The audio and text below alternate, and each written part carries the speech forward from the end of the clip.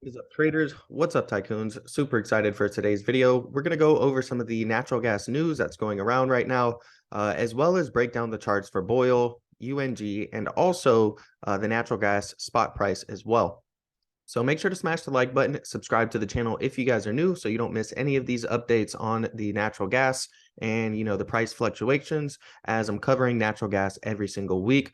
The first thing I want to highlight is, the China reopening story. Now, remember, the media has lied to us before. Okay. So you have to, take everything with a grain of salt and really come up to your own conclusions versus just blindly trusting the media. We'll go over how they basically projected a big energy crisis in Europe, and that never happened and was very misleading and, potentially hurt a lot of investors when it came to natural gas. But, there is a big story around China reopening right now. They have sufficient natural gas supplies, but local governments do not want to sell it way below cost. China should increase subsidies to either municipalities or consumers. Right. And this is CNBC posting this.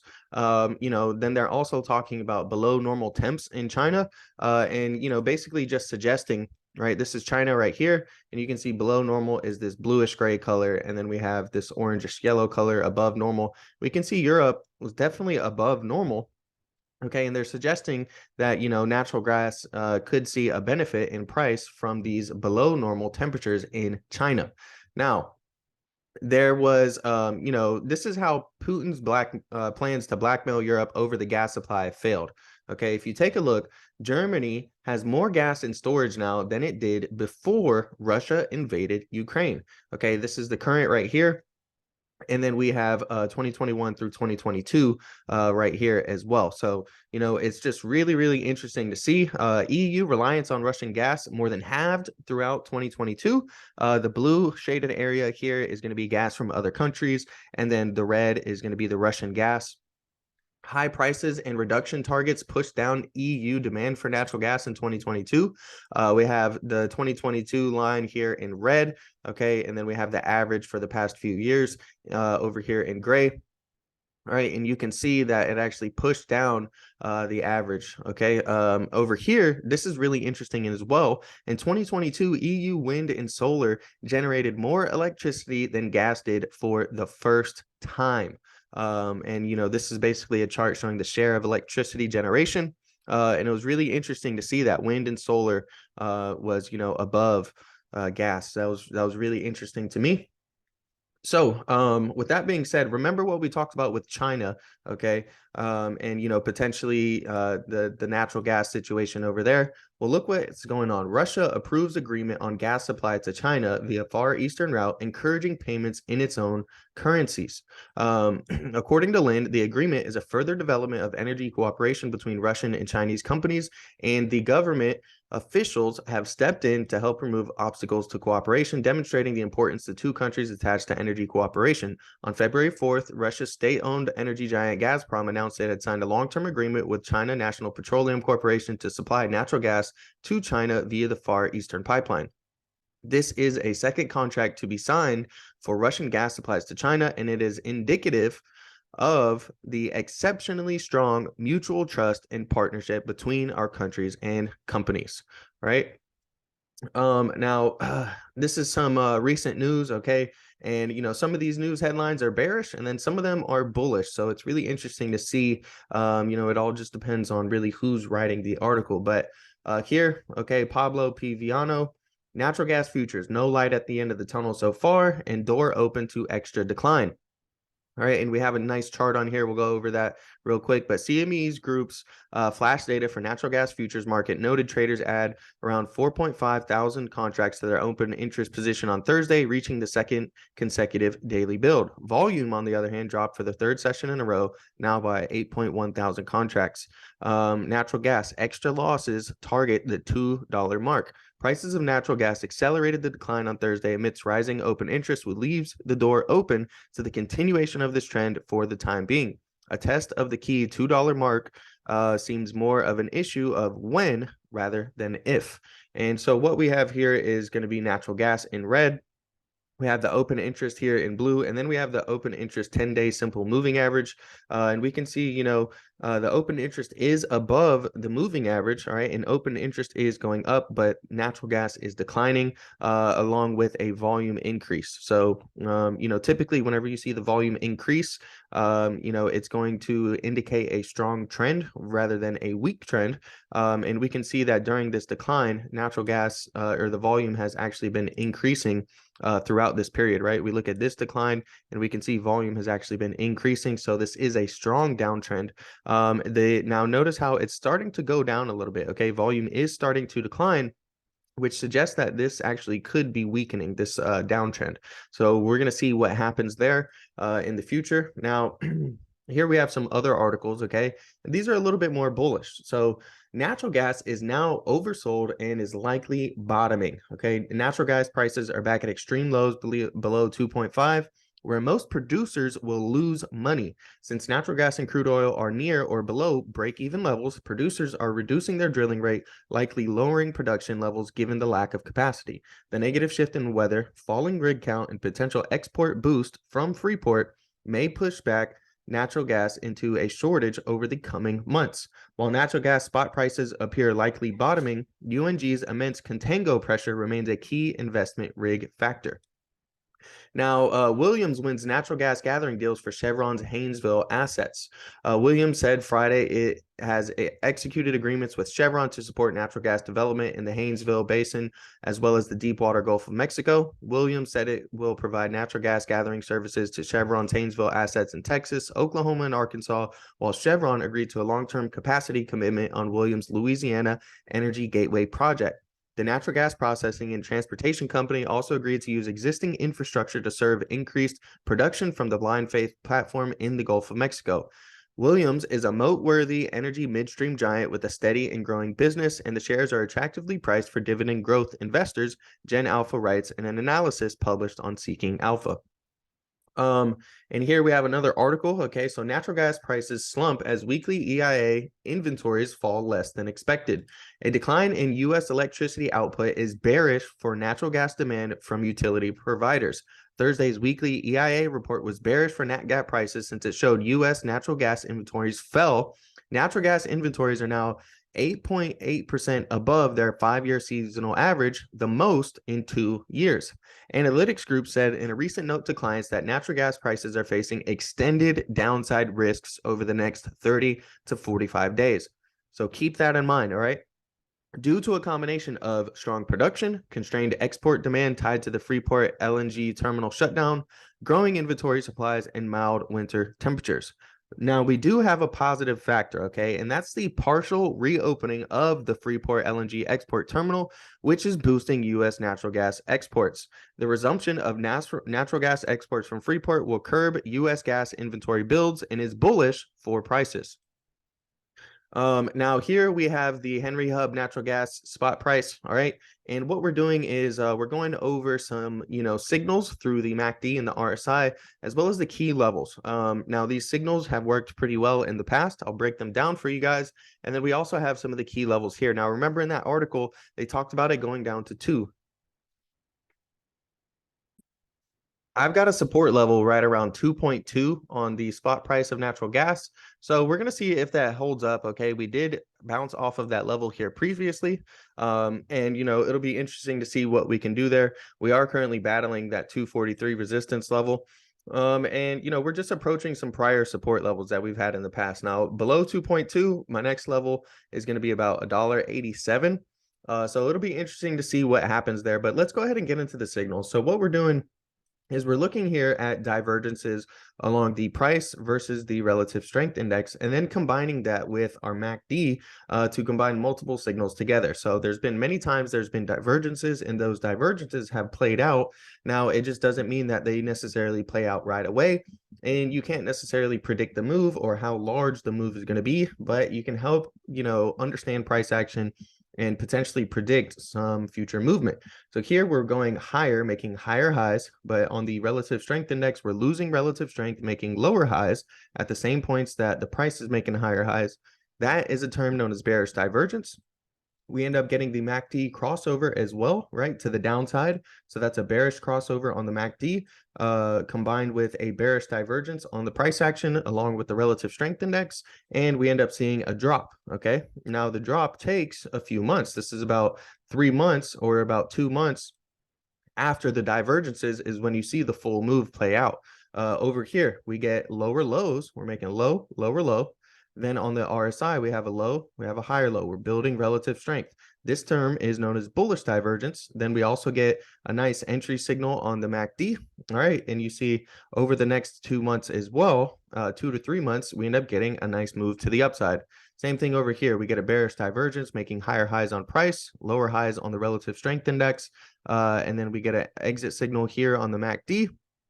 Over here, bullish divergence, move up, MACD entry signal. And so we repeat a lot of these patterns, time and time again over the past few years, on the price of natural gas. So of course, if you're going to be trading UNG, if you're going to be trading oil, you definitely need to pay attention to the actual price of natural gas. Now, whether you use, the spot price or whether you're using natural gas futures, that's entirely up to you, whatever you want to do.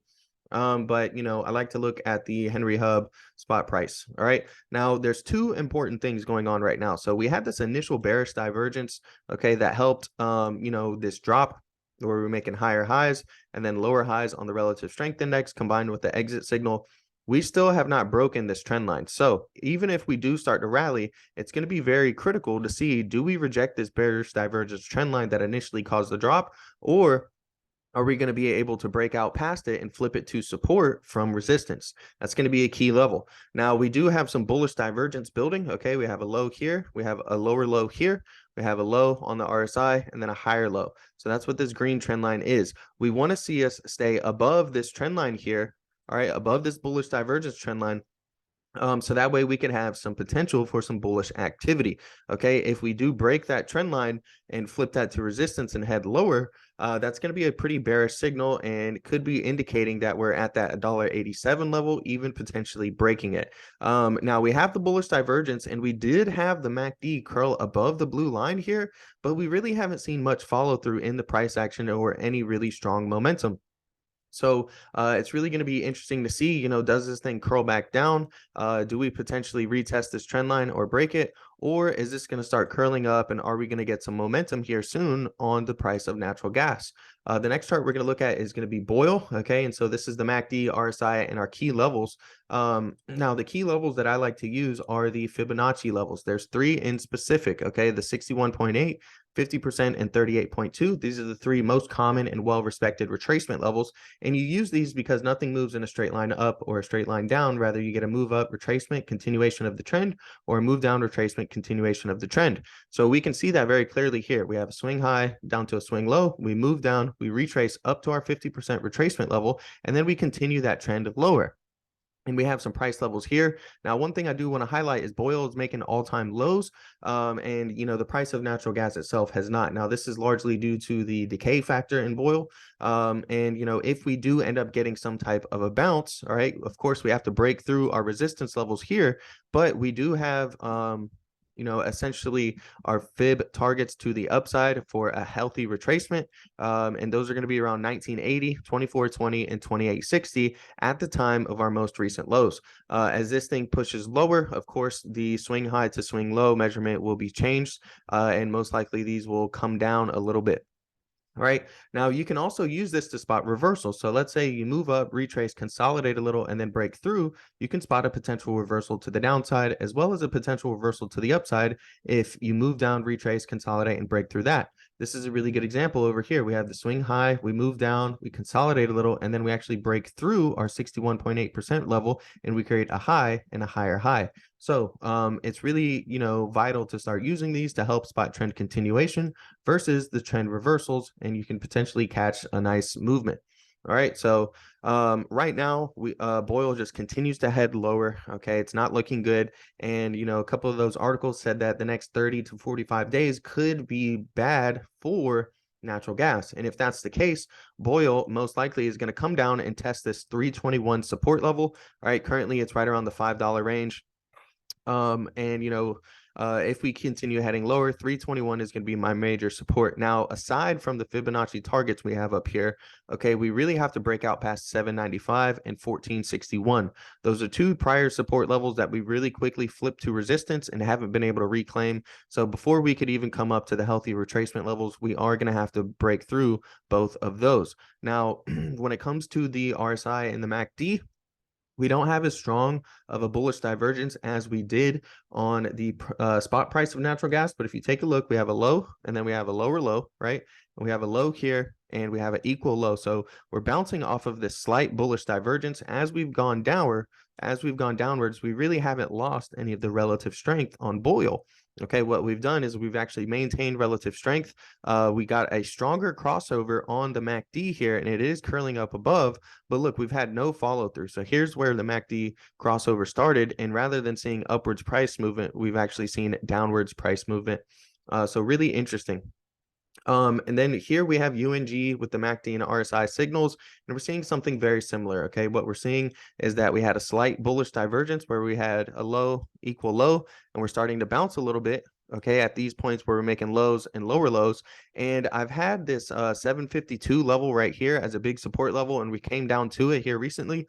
And I'll go over that in the next one, in the next slide. But as you can see, you know, we have fib rejection, fib rejection, fib rejection here again. We have our current fib levels, but we've been clearly in a downtrend, coming down, retracing to the major fib levels, continuing the trend, retrace to the major fib levels, continue the trend, retrace to major fib levels, continue the trend. If we do get some type of a bounce and break through some of our resistance levels here, which are 1167, 1031, 904, and 822, you know, these are going to be the targets right here for the Fibonacci levels: 1323, 1485, and 1647. Yeah, that's UNG right here. This is UNG's December 2020 lows, and then early 2021 lows. And these are the support levels that I was using on the previous chart. Okay, so you can see here, this was our previous low at 822. We did break through that level. We had a previous low in April of 2021 around 904, and then 1031 over here in about summer of 2021. And then towards the end, right, heading into 2022, we had a level there of at 1167. So, you know, we pretty much broke all of those lows. And, you know, it's really interesting to see. Okay. Now the next one is our ABC structure, which if you're not familiar, okay, it's using a little bit of Elliott wave, but you know, essentially your wave C target is going to be the 1.0 extension of your AB wave. So the 1.0 extension, and I've been mentioning this in a few of my videos, if this target is going to hit, okay, it's going to take us down to 752. And as you can see, we broke our support level there of 822. And we are heading towards the 752 position. So, you know, I did start a position in here when we were consolidating in full transparency, but it was a small position, a starter position, as, you know, I was just being mindful of at least, you know, realistically us coming down to hit that 752 level. So we'll see what we do if we end up fighting support there. If we don't, you know, things could get ugly, but I'll see what we do. And if we break through there, I'll go ahead and try and find the next support level for you guys to see where things could potentially, you know, start to bottom out at, and where things could level out at. The next thing we're going to look at here, okay, is what we're going to do is actually take a look at the open interest. All right. And so this is for UNG right here. The implied volatility is about 88%. There's about 70,000 contracts open. The put to call ratio is at 0.68. And this is the volume put to call ratio. And then the open interest put to call ratio is about 0.43, which is actually bullish. And if you take a look here, these are the February 24th contracts. So this is this upcoming week. And we can see that the put open interest is actually much higher. So short term, if you take a look here, the put open interest is almost 38,000, while the call open interest is about 29,000. Now, a lot of the call and the put open interest is targeted right around this $8 strike. So this $8 price level on UNG is going to be really important to see who ends up winning, right? Are the bears going to win? Okay, and push price below $8, keep price below $8 by February 24th, okay? Or are the bulls going to step in and end up pushing the price back above this $8? As you can see, you know, most of the volume is concentrated right around that $8 strike price. Over here, we have March 17th. And as you start to go out further, the open interest, gets a lot more bullish and the option bets are a lot more bullish. The call open interest is about 127,000 and the put open interest is about 56,000. So that's a put to call ratio of 0.44. This next chart we're going to look at is going to be Boyle. Okay. And so Boyle is actually, of course, people, betting on Boyle are going to be natural gas bulls. So naturally, you tend to see the open interest favor, calls. But you can take a look here, and the call open interest is about 29,000, and the put open interest is 16,000 for the next upcoming Friday here on February 24th. March, okay, is a lot more bullish. The put to call ratio is 0.25. That's pretty bullish right there. There's about 97,000 open interest on the call side and about 25,000 on the put side. And as you go further in expiration, things get a lot more bullish. So this is UNG's summer expiration of July 21st, 2023. 102,000 on the call open interest here and about 14,000 on the put open interest. This is a 0.14 put to call ratio. This is like extremely extremely bullish option data right here for the summer. And then you take a look at the January 2024 expiration, and it's not as bullish. Okay, the put to call ratio is about 0.6. There's about 66,000 calls and almost 40,000 puts open. The next one is going to be Boyle for the same thing. We have our summer expiration here. All right, and the put to call ratio is about 0.23. All right, we have 48,000 calls on open interest with about 11,000 call open interest on the put side. And then for January 2024, all right, there's a 0.27 put to call ratio with 21,000 call open interest and about 57.85 on the put open interest. So we can see clearly that, as you go a little bit further into the dates, and particularly summer, it appears that there's a large amount of bullish call option bets, okay, versus some of the shorter term, like this next week, and some of the March call options and, put to call ratios, they're not as bullish. So, it was really interesting to see that some of the news was saying, hey, we appear to start to be bottoming, and then we see a lot of bearish bets in the very short term. But as we progress through time and look at some of the farther expirations, things are a little bit more bullish. So, the move in natural gas may come. It just may not come as soon as everybody wishes. Now, remember, none of this video was financial advice. This was all just data, presenting it to you guys. And hopefully you enjoyed the video. If you did, smash the like button, subscribe to the channel. I'm doing videos on natural gas every single week, so you'll be able to get some frequent updates.